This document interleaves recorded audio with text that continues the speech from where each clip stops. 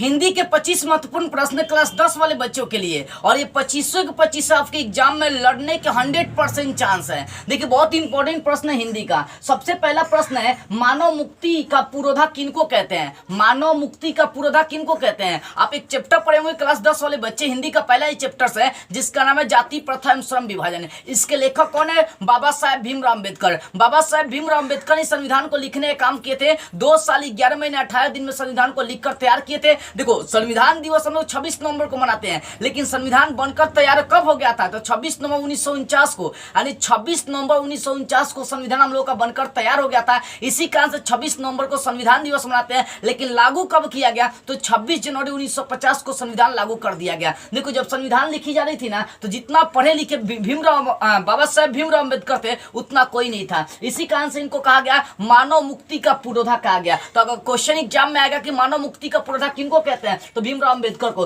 दूसरा का प्रश्न है, मोर। मोर क्या है? मोर कौन सा शब्द है? तो मैंने बताया था मोर अगर कोई देशीला शब्द आ रहा है, कोई देश का अपने शब्द आ रहा है, या तो उद्देश्यज होगा और नहीं तो तद्भव होगा। तो मोर शब्द क्या हो जाएगा? तद्भव हो जाएगा। क्या हो जाएगा? तद्भव। अगला प्रश्न, तीसरा प्रश्न है, रामधारी सिंह दिनकर का जन्म कहाँ हुआ था? सिमरिया के बेगूसराय में इनका जन्म हुआ था, बिहार में इनका जन्म हुआ था। पूछे कहाँ हुआ था? तो सिमरिया के बेगूसराय में। और उसके साथ साथ पूछेगा किस राज्य में हुआ था? तो बिहार में।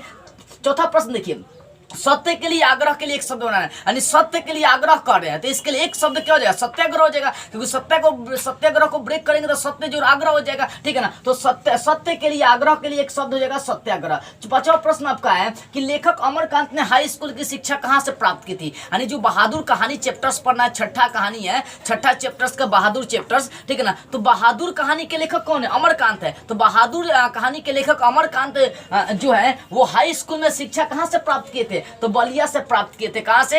बलिया से। छठा प्रश्न, आशा दीवार किस कवि की रचना है? देखो आशा दीवार जो है ना वो गुरु नानक की रचना, गुरु नानक का चैप्टर्स पढ़ना है। कवि बिनो राम नाम बिनु मतलब ऐसे ही चैप्टर है आपका, इसमें राम नाम बिनु बिरथे जगी जन्म। हाँ, राम नाम बिनु बिरथे जगी जन्म, यानी राम नाम के बिना इस जगत में जन्म लेना क्या व्यर्थ है। इनके लेखक कौन है? यही है, गुरु नानक है। तो आशा दीवार किस कवि की रचना है? तो गुरु नानक की। और एक और क्वेश्चन करता है कि ननकन्ना साहब का संबंध किससे है? तो गुरु नानक से ही है, ठीक है ना। सातवां प्रश्न आपका, मंगू की बड़ी बहन का क्या नाम था? जब आप माँ कहानी पढ़िएगा जिसके लेखक ईश्वर पेटलीकर जी है, ईश्वर पेटलीकर जो है ना एक गुजराती कहानीकार थे, गुजरात में गुजराती भाषा में कहानी लिखने का काम करते थे, ठीक है ना। तो मंगू की उसमें चर्चा की गई। मंगू एक पागल अपंग, आप पढ़े होंगे माँ कहानी, ठीक है। उसमें मंगू की बड़ी बहन का नाम पूछ रहा है, तो मंगू की बड़ी बहन का नाम कम्मू था। आठवां प्रश्न है, प्रेम वाटिका जो कविता है वो किनकी कृति है? तो प्रेमघन की कृति है। क्या? बद्री नारायण चौधरी। बद्री नारायण चौधरी, या उनको शॉर्ट में नहीं देखिए, बद्री नारायण चौधरी नहीं, वो तो आपका हो गया चैप्टर्स की रचना है भारत कविता में ही आपका देखिए तीसरा चौथा उन्हीं का लिखा हुआ है। ये प्रेम वाटिका जो है वो रसखान की है, याद रखिएगा, ठीक है ना। सॉरी इसके लिए, प्रेम वाटिका जो है वो किनकी रचना है, किनकी कृति है? तो रसखान की है। रसखान क्या थे? पठान एक तरह से थे, ठीक है। इनका जन्म सिर्फ अनुमान लगाया गया है। और याद रखे हुआ, रसखान एक मुस्लिम धर्म से बिलोंग करते थे, इस्लाम धर्म से बिलोंग करते थे, लेकिन फिर भी भगवान कृष्ण की भक्ति इन्होंने की और भगवान कृष्ण में बहुत सारी कविताएं लिखी। प्रेम वाटिका किनकी कृति है? तो रसखान की है। आगे, मदन के लिए क्या खाना मामूली बात थी? आप जब कहानी हिंदी पढ़िएगा तो उसमें दूसरा का चैप्टर्स पढ़ता है 20 के दांत, इसी में मदन है, मदन उस कहानी का नायक है। तो मदन के लिए क्या सबसे मामूली बात था? तो रोज का रोज अपने पिता गिरधर लाल से मार खाना मामूली बात थी। तो क्या मामूली बात थी? मार खाना। आगे है, भाई बहन में कौन सा समास है? देखिए भाई बहन, माता पिता, ये सब अगर वर्ड आएगा, दो वर्ड एक दूसरे से संबंधित आएगा तो वो द्वंद्व समास होता है। लेकिन जहां अंक की चर्चा की जाएगी कि 9, 10, 11 जहां अंक वर्ड आएगा उसमें समझिए कि वो आपका द्विगु समास कहलाता है। द्विगु, ये द्वंद्व हो जाएगा। तो भाई बहन में कौन सा समास? द्वंद्व समास है। 11वां प्रश्न है, भारत सौभाग्य किसका प्रसिद्ध नाटक है? भारत जो सौभाग्य है वो किसका प्रसिद्ध नाटक है? तो वो आपका है प्रेमघन की है, बद्री नारायण चौधरी शायद इनका नाम पड़ता है, ठीक है ना। तो भारत सौभाग्य किनकी प्रसिद्ध रचना है, किनका प्रसिद्ध नाटक है? तो प्रेमघन की है। 12वां प्रश्न है, तमिल, मलयालम, तेलुगु, कन्नड़ ये सब किस देश की है? अपने देश की किस दिशा की भाषाएं ये बताना है, यानी किसकी भाषाएं हैं? उत्तर भारत की, दक्षिण भारत की, पूर्व भारत की, पश्चिम भारत की, किस देश की ये भाषाएं हैं? याद मतलब अपने ही देश की भाषा है लेकिन किस दिशा की भाषाएं हैं?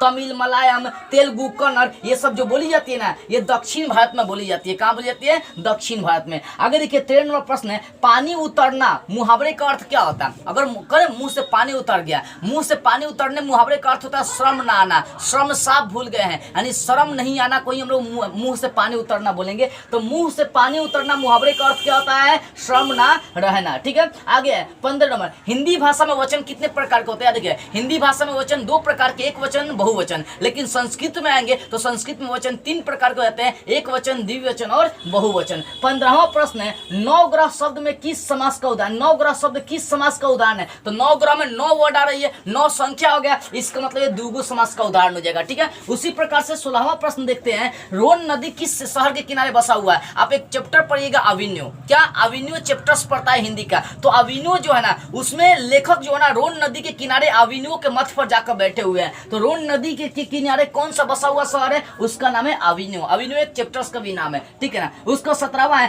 काशी किसकी पाठशाला है? तो याद है काशी जो पाठशाला है वो किसकी है? संस्कृति की पाठशाला है, कल्चर की पाठशाला है। 18वां प्रश्न है, मीनाक्षी मंदिर कहाँ है? तो सब कोई जानता है, जहाँ तेलुगु भाषा बोली जाती है वहीं पर मीनाक्षी मंदिर है, यानी बोल सकते हैं हम लोग इसको तमिलनाडु कह सकते हैं। यानी मीनाक्षी मंदिर कहाँ स्थित है? तमिलनाडु में। ठीक है, 19वां प्रश्न देखिए, लौटकर आऊंगा फिर, इसके लेखक कौन है पहले बताइए? तो जीवनानंद दास है। लेकिन क्वेश्चन बोला कि लौट कर आऊंगा फिर पाठ की विद्या है, क्या है? कहानी है, निबंध है, कविता है? तो ये क्या है? एक कविता है। ठीक है, 20 नंबर प्रश्न, विशेषण के कितने भेद होते हैं? विशेषण के कितने भेद है? तो विशेषण के 4 भेद होते हैं। ठीक है, 21 नंबर प्रश्न, बुद्धिज्म एवं कम्युनिज्म के लेखक कौन है? तो बाबा साहेब भीमराव अम्बेडकर ही है। ठीक है, बुद्धिज्म एवं कम्युनिज्म के लेखक कौन हो गए? बाबा साहेब भीमराव अम्बेडकर। 22 नंबर प्रश्न, ननकन्ना साहब का संबंध अभी बता भी दिए थे कि गुरु नानक से संबंध हो जाएगा। 23 नंबर है, रसखान किस विषय में प्रसिद्ध थे?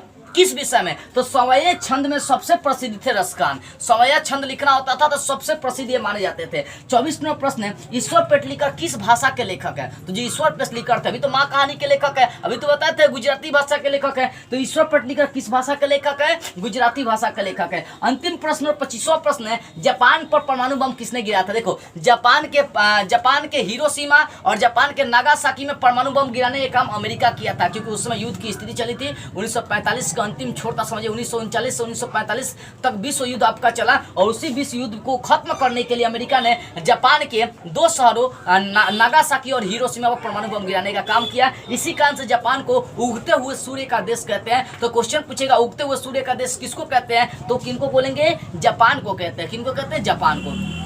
ये 25 इंपॉर्टेंट प्रश्न, इसका एक बार इसका स्क्रीनशॉट ले लीजिए, क्योंकि ये 25 प्रश्न जो है ना 120% आपके एग्जाम में आने के चांसेस बनते हैं। मुझे विश्वास है कि सब चीज़ें आपको समझ में आ गई होगी, इसलिए बाबू इस वीडियो को जितना हो सके शेयर करें। और यदि आप इंपॉर्टेंट प्रश्नों का नोट लेना चाहते हैं, PDF लेना चाहते हैं, तो स्क्रीन पर मेरे व्हाट्सअप नंबर का यहाँ से संपर्क कर सकते हैं। लेकिन ध्यान इस बात का रहे कि कॉल नहीं करना, ओनली व्हाट्सअप पर मैसेज करना है। जय हिंद।